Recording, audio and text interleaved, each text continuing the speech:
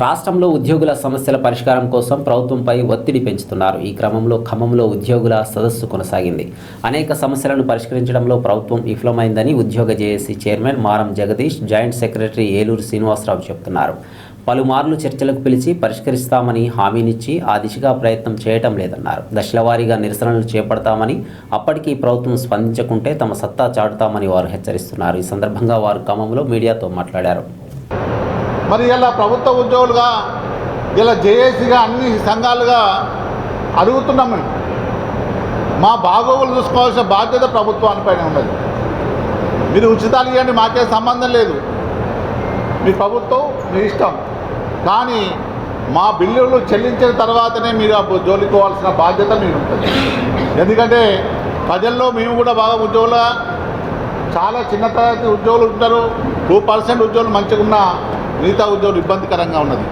ఇలా పెన్షన్స్ అయితే వాస్తవానికి రిటైర్డ్ అయిన తర్వాత బిడ్డ పెళ్లి చేసుకోవడానికో, ఇల్లు కట్టుకోవడానికో, లేకపోతే కొడుకు సెటిల్మెంట్ చేయాలంటే ఏదైనా బిజినెస్ పెట్టుకోవడానికో డబ్బులు దాచుకొని రిటైర్ అయిన తర్వాత వచ్చిన పైసలను మళ్ళీ ఏదైనా పిల్లలకు చేస్తామంటే 1-2 సంవత్సరాలైనా వాళ్ళ బిల్లు పెండింగ్లో ఉండడం.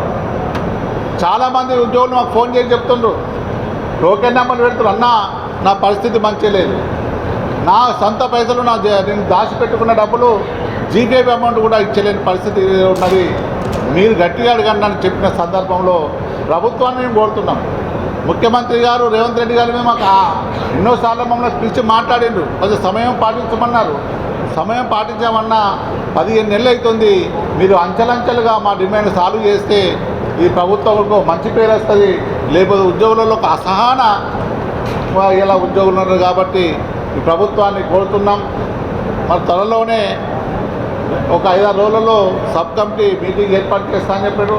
ఆ సబ్ కమిటీలో అన్ని సమస్యలు పరిష్కారమయ్యేగా ఉంటాయని, లేని పక్షంలో జూన్ 9లో మహాధర్నా హైదరాబాద్లో కార్యక్రమాన్ని ఏర్పాటు చేస్తున్నాం. మే 4th మొత్తం రాష్ట్ర సదస్సును హైదరాబాద్లో నిర్వహించడానికి కార్యక్రమాన్ని తీసుకున్నాం. కాబట్టి ప్రభుత్వాన్ని డిమాండ్ చేస్తున్నాం, మా సమస్యలను పరిష్కరించాల్సిన బాధ్యత ప్రభుత్వంపై ఉన్నదని తెలియజేస్తూ జిల్లా స్థాయిలో నిరసన ప్రదర్శనలు ఉన్నాయి. వాటితో పాటుగా ఈ టైంలో కాని పక్షంలో జూన్ 9న మహాసభ అంటే సమస్త ఉద్యోగులు 13,31,000 మంది 206 సంఘాలతో కలిపిన జేఏసీ ద్వారా హైదరాబాద్లో భారీ బహిరంగ నిరసన ప్రదర్శన ఉంటుంది. ఈ లోపుగా అయినప్పుడు మాత్రమే దాన్ని పునఃపరిశీలించడానికి అవకాశం ఉంటుంది. కాబట్టి మేము ఏదో ప్రభుత్వానికి వ్యతిరేకంగా కాదు, మా సమస్యల పట్ల మన జిల్లాలోనే ముఖ్యమంత్రి వారు ఎప్పుడు కలిసినా నాయకులంతా మీ జిల్లాలోనే ఉన్నారు.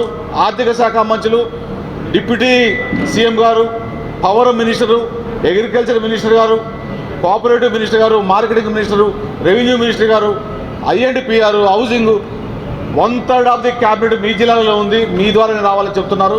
అందుకనే ఇక్కడ నుంచే మొదటి సదస్సుని మొదటిగా కొత్తగూడెం భద్రాచలంలో స్టార్ట్ చేసినప్పటికి కూడా ప్రొసీజర్ ప్రకారం ఈరోజు ఇక్కడ నుంచి జేఏసీ చైర్మన్ గారి ద్వారా సాయంత్రం 206 సంఘాలకు సంబంధించిన రాష్ట్ర నాయకత్వం మొత్తం వస్తుంది.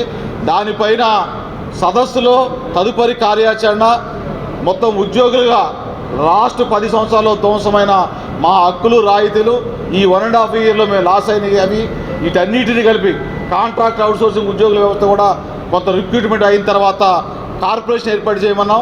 వారిది కూడా 19,000 మందిని అబ్రప్ట్గా తీసేయడానికి కాకుండా వారికి ఏదో రకంగా 20-30 సంవత్సరాల నుంచి పనిచేస్తున్నారు వాళ్ళు ఒక్కళ్ళే కాదు, సమగ్ర శిక్షణ అభియాన్ వాళ్ళది కూడా కొంత 1 నెల జీతం కూడా ఇవ్వలేదు. ఉపాధ్యాయులది ముందుగా పెన్షనర్ల యొక్క డిమాండ్ ఎక్కువ ఉన్నాయి. ఇవన్నీ కూడా అయ్యే వరకు ఉద్యోగ జేఏసీగా మా కార్యాచరణని ప్రభుత్వంతో సహకరిస్తూనే మా ఉద్యమం కార్యాచరణ ఉంటుందని మీ ద్వారా ప్రభుత్వానికి తెలియజేస్తూ దీన్ని సీరియస్గా తీసుకొని ఇమీడియట్గా కార్యాచరణలో పెట్టి మా సమస్యల సాధన విషయంగా కేబినెట్ సబ్ కమిటీ గౌరవ